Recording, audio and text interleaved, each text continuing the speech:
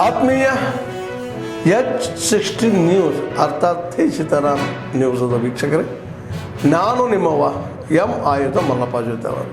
ತಾವು ಈಗ ಸುದ್ದಿಗಳ ಲೋಕಕ್ಕೆ ಎಂಟ್ರಿ ಹೊಡಿತಾ ಇದ್ದೀರಿ. ಈ ಸುದ್ದಿಗಳನ್ನು ಪ್ರತಿಯೊಂದು ನೋಡೋ ಜೊತೆಗೆ ನಿಮ್ಮ ಅಭಿಪ್ರಾಯಗಳನ್ನು ಹಂಚ್ತಾ ಇರಿ. ಯಾಕಂದರೆ ಈ ಸುದ್ದಿಗಳು ನಿಮಗಾಗಿ, ನಿಮ್ಮ ಬದುಕಿಗಾಗಿ, ನಿಮ್ಮ ವೈಚಾರಿಕೆಗಾಗಿ, ನಿಮ್ಮ ತಿಳುವಳಿಕೆಗಾಗಿಯೂ ನಿಮಗೂ ಗೊತ್ತು. ಜೊತೆಗೆ ನಮಗೂ ನಿಮ್ಮೊಂದಿಗೆ ಇದೊಂದು ಮಾತಾಡುವಂಥ ಜೊತೆಗೆ ಸುದ್ದಿಗಳನ್ನು ಬಿಡುವಂಥ ಕೆಲಸ. ಈ ಕೆಲಸದಲ್ಲಿ ನಾವು ನಿಮ್ಮೊಂದಿಗಿದ್ದೀವಿ ಅಂತ ಹೇಳ್ತಾ ನೋಡ್ತಾ ಇರಿ ಸುದ್ದಿಗಳನ್ನು.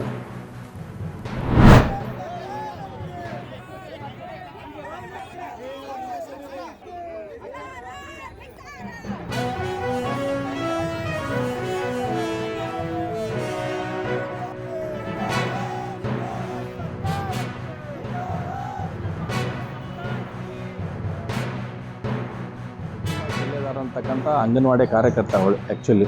ಆದರೆ ಅವಳ ಕಾರ್ಯಕರ್ತೆ ಅನ್ನುವಂಥದ್ದನ್ನು ಬಿಟ್ಟು ಉಳಿದ ಎಲ್ಲ ಕೆಲಸಗಳಲ್ಲಿ ಭಾಳ ದೊಡ್ಡ ಪ್ರಮಾಣದಲ್ಲಿ ಶಾಮೀಲಾಗಿರ್ತಕ್ಕಂಥ ಸಂಗತಿ ಈಗೆಲ್ಲ ಜಗಜ್ಜಾಹೀರಾಗುತ್ತೆ. ಅದ್ರ ಜೊತೆಗೆ ಅವಳೆಲ್ಲ ಉಳಿದ ಅಂಗನವಾಡಿ ಟೀಚರ್ಸ್ಗಳನ್ನು, ಅಲ್ಲಿರ್ತಕ್ಕಂಥ ಅಂಗನವಾಡಿ ಕಾರ್ಯಕರ್ತರನ್ನ ಹೆದರಿಸಿ ಬದರಿಸೋ ಮುಖಾಂತರ ಅಲ್ಲಿರ್ತಕ್ಕಂಥ ಎಲ್ಲ ಸಾಮಗ್ರಿಗಳನ್ನು, ಇವತ್ತು ಅಕ್ಕಿ, ಬೇಳೆ, ಬೆಲ್ಲ ಹಿಡ್ಕೊಂಡು ಎಲ್ಲವನ್ನು ಕೂಡ ಅಲ್ಲಿಂದ ಸಾಗಿಸ್ಕೊಂಡು ಅಲ್ಲಿಂದ ಬೇರೆ ಮಾರ್ಕೆಟ್ಗೆ ಕಳಿಸ್ತಕ್ಕಂಥ ವ್ಯವಸ್ಥೆಯನ್ನು ಇವತ್ತು ಬದುಲ ಕಿಲೆದಾರ್ ಮತ್ತು ಆಕಿನ ಗಂಡ ಇಬ್ಬರು ಸೇರಿ ಇವತ್ತು ಮಾಡಿರೋದು ಬಂದಿದೆ.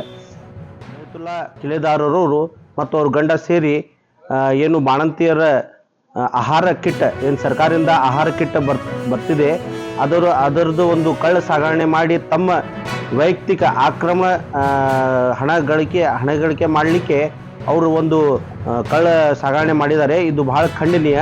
ಕಾರ್ಯಕ್ರಮವನ್ನು ಏರ್ಪಡಿಸಿದ್ದಾರೆ. ಈ ಕಾರ್ಯಕ್ರಮದ ಸದುಪಯೋಗ ಪಡೆದುಕೊಳ್ಳಬೇಕಂದ್ರೆ ಎಲ್ಲಾ ನಗರದ ಸಾರ್ವಜನಿಕರು, ಫಲಾನುಭವಿಗಳು ಇದರಲ್ಲಿ ಭಾಗವಹಿಸಬೇಕು. ವಿಶೇಷವಾಗಿ ಕೇಂದ್ರ ಸರ್ಕಾರ ಹಲವಾರು ಯೋಜನೆಗಳನ್ನು ಘೋಷಿಸುವ ಜೊತೆಗೆ ಈ ಒಂದು ನಮ್ಮ ಭಾರತ ದೇಶ ಸ್ವತಂತ್ರ ಪಡೆದು 2047ರ ವೇಳೆಗೆ ಶತಮಾನೋತ್ಸವ 100 ವರ್ಷ ಕಾಣುವ ಸಂದರ್ಭದಲ್ಲಿ ವಿಕಸಿತ ಭಾರತ 2047ರ ವಿಶೇಷ ಜಾಗೃತಿ ಕಾರ್ಯಕ್ರಮ ಈ ಒಂದು ಕೇಂದ್ರ ಸಂವಹನ ಇಲಾಖೆ ಬಳ್ಳಾರಿಯಿಂದ ಆಯೋಜಿಸಲ್ಪಟ್ಟಿದೆ. ಜನಸಾಮಾನ್ಯರಿಗೆ ಮಾಹಿತಿ ನೀಡುವಂತಹ ಉದ್ದೇಶದಿಂದ ನಾವು ವಿಶೇಷ ಛಾಯಾಚಿತ್ರ ಪ್ರದರ್ಶನ ಹಾಗೆ ಜಾಗೃತಿ ಅಭಿಯಾನವನ್ನ ಹಮ್ಮಿಕೊಂಡಿದ್ದೀವಿ. ಛಾಯಾಚಿತ್ರ ಪ್ರದರ್ಶನದಲ್ಲಿ ಇತ್ತೀಚೆಗೆ ಮಂಡಿಸಲಾದಂತಹ ಕೇಂದ್ರ ಬಜೆಟ್ನಲ್ಲಿ ಜನಪರ ಯೋಜನೆಗಳು ಯಾವ್ಯಾವುದೋ ಹೊಸದಾಗಿ ಅನುಷ್ಠಾನಕ್ಕೆ ಬಂದಿದೆ.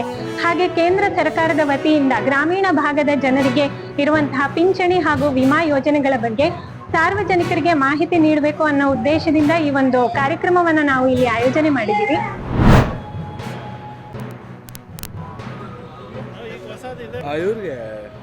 ರೋವರ್ಸ್ಗಳನ್ನು ಹೊಸದಾಗಿ ಖರೀದಿ ಮಾಡಿರ್ತಕ್ಕಂಥ ರೋವರ್ಸ್ಗಳನ್ನು ಪ್ರಜ್ವಲವಾಗಿ ಬೆಳಗಿ ಎಲ್ಲರ ಬಾಳನ್ನು ಬೆಳಕು ಮಾಡಲಿ ಅಂತ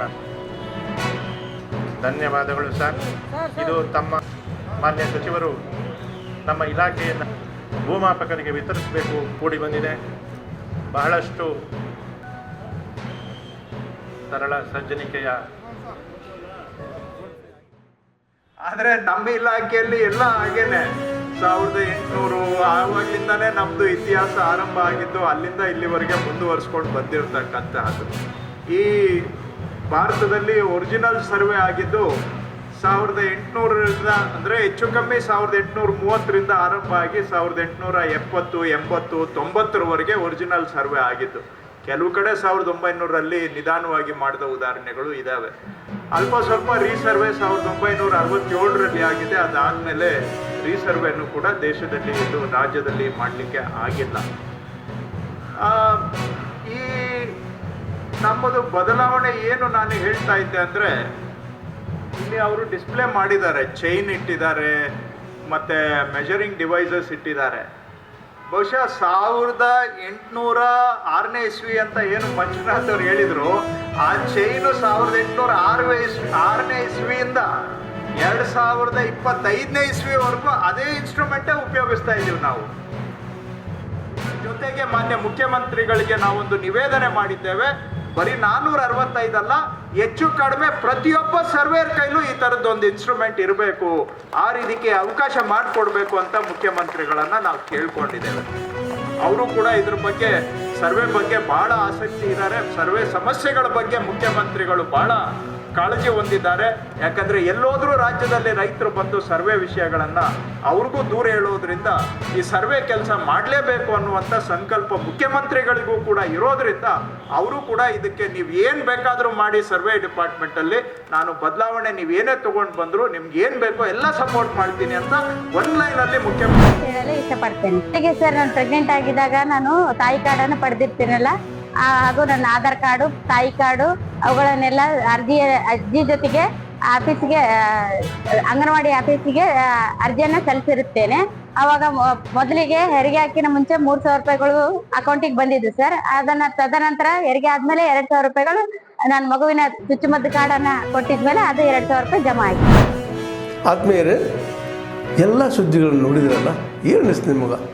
ಇದರಲ್ಲೇ ನಿಮ್ಗೆ ಲೈಕ್ ಆಗಿರ್ಬೋದು, ಡಿಸ್ಲೈಕು ಆಗಿರ್ಬೋದು, ಕಾಮೆಂಟ್ ಬೇಡಪ್ಪ ಅಂತೂ ಅನಿಸಿರ್ಬೋದು, ಕಾಮೆಂಟ್ ಮಾಡಬೇಕಪ್ಪ ಅನಿಸಿರ್ಬೋದು, ಶೇರ್ ಮಾಡಬಾರ್ದಪ್ಪ ಅನಿಸಿರ್ಬೋದು, ಅದು ಮಾಡಬೇಕು ಅನಿಸಿರ್ಬೋದು. ಏನಾದರೂ ಆಗಲಿ ಶೇರ್ ಮಾಡ್ತಾಯಿರಿ, ಈ ನ್ಯೂಸ್ಗಳನ್ನ ಹಂಚ್ತಾ ಇರಿ, ಜೊತೆಗೆ ಇದಕ್ಕೆ ಸಬ್ಸ್ಕ್ರೈಬ್ ಆಗ್ತಾಯಿರಿ ಅಂತ ಹೇಳ್ತಾ H16 ನ್ಯೂಸ್ ಅರ್ಥಾತ್ ಹೇ ಸೀತಾರಾಮ್, ಇದು ಸತ್ಯದ ಕೈಗೆ ನಡಿ. ವಂದನೆಗಳು.